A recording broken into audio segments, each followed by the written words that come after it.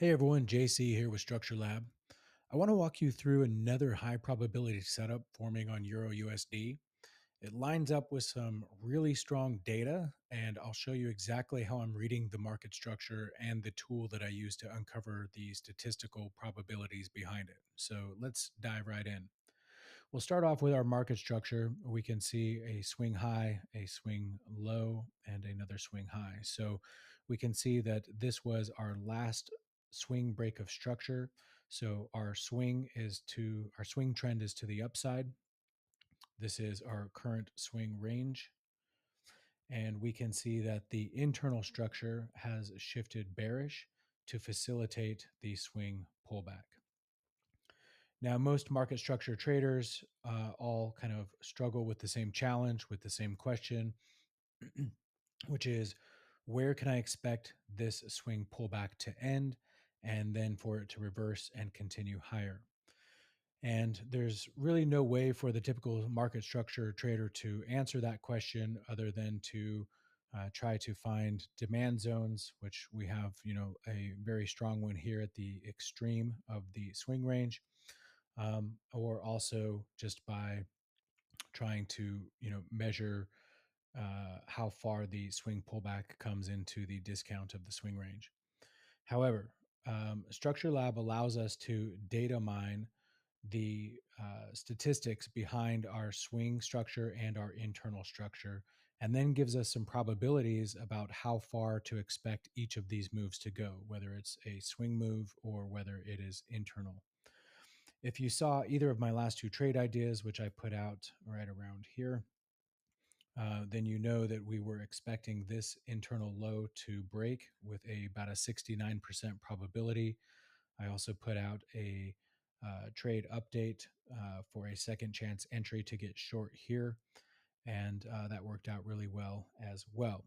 So now I want to walk you through how I actually measure this market structure, the tool that I use, and then we'll get into the data that is forming and making this look like a really good setup.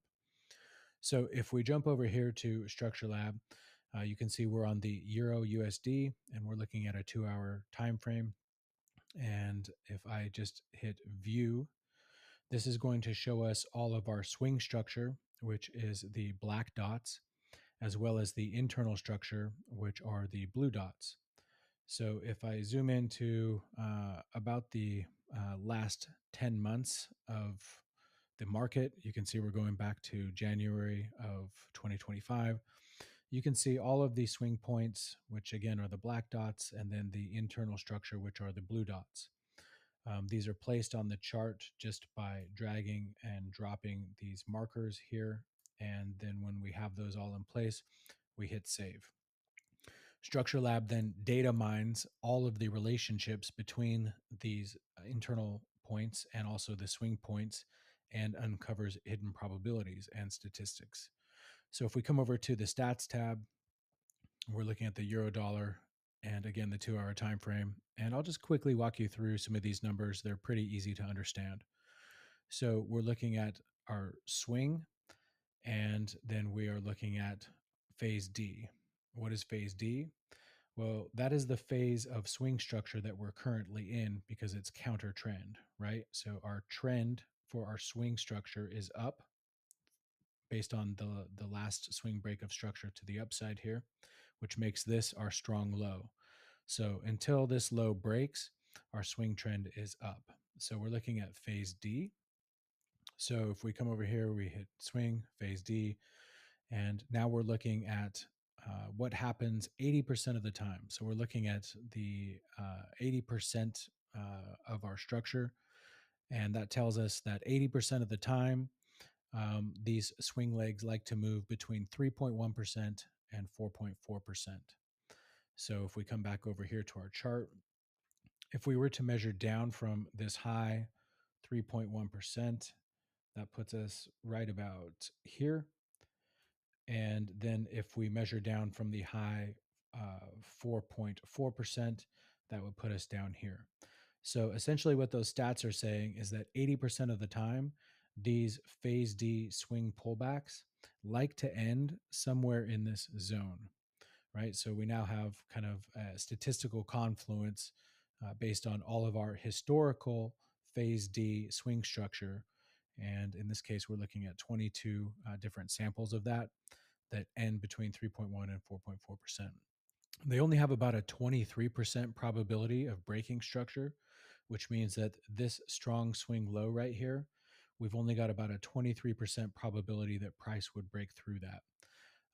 Now, this is probabilities, so that certainly could happen. And if it did, then we would want to switch over to kind of our top 20% of the structure and kind of see where we could then expect price to stop and reverse from there.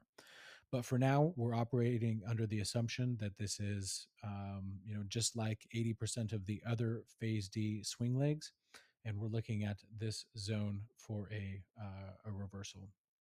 Now, we can dial that in a little bit further by zooming in and looking at our internal structure statistics.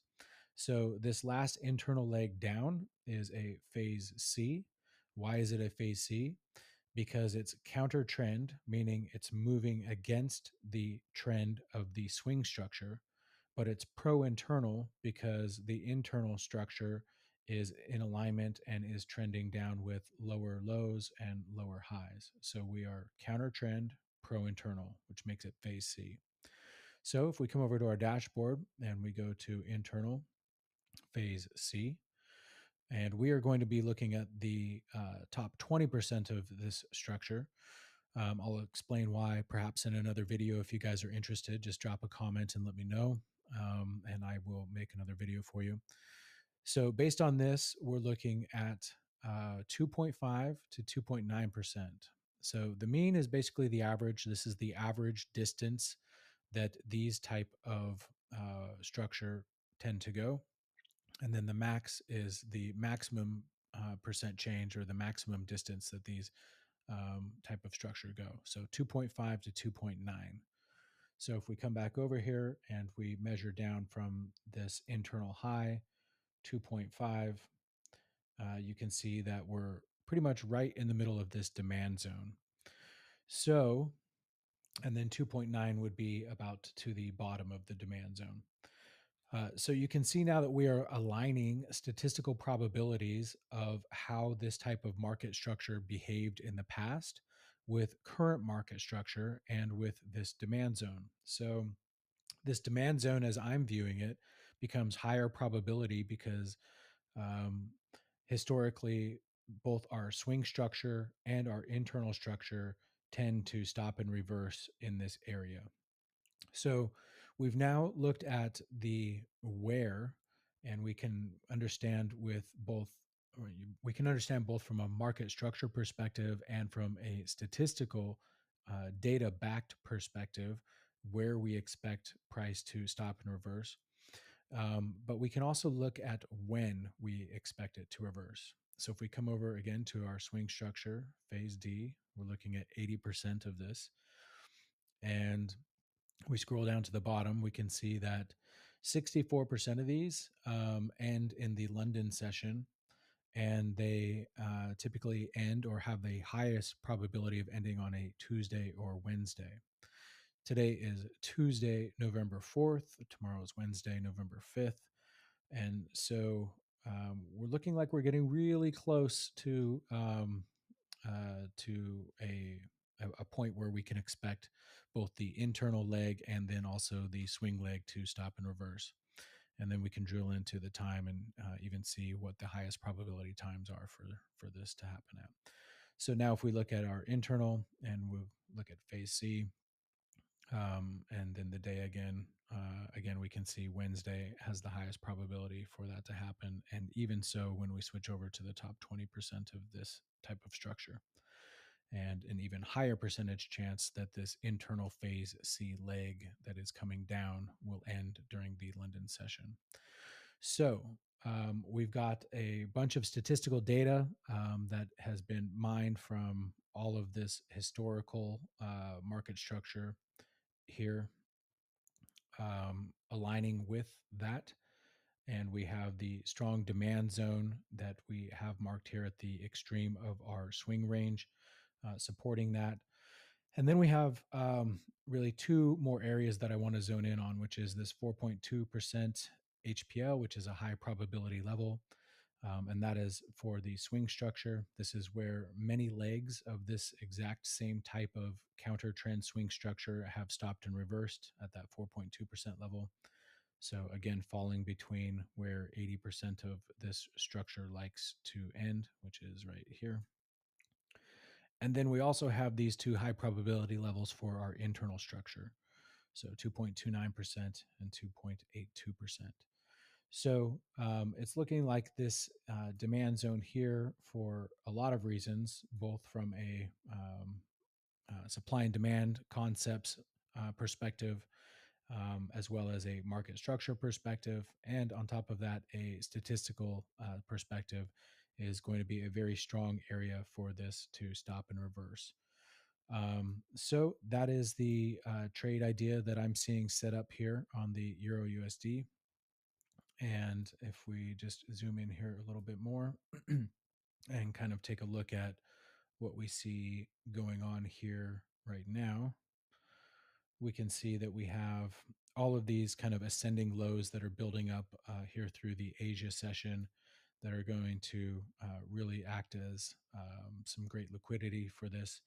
So if I had to guess based on the data, I would expect to see, something like this play out where sometime tomorrow, Wednesday, or possibly in the London session, we get a sharp move down, clearing out all of those lows.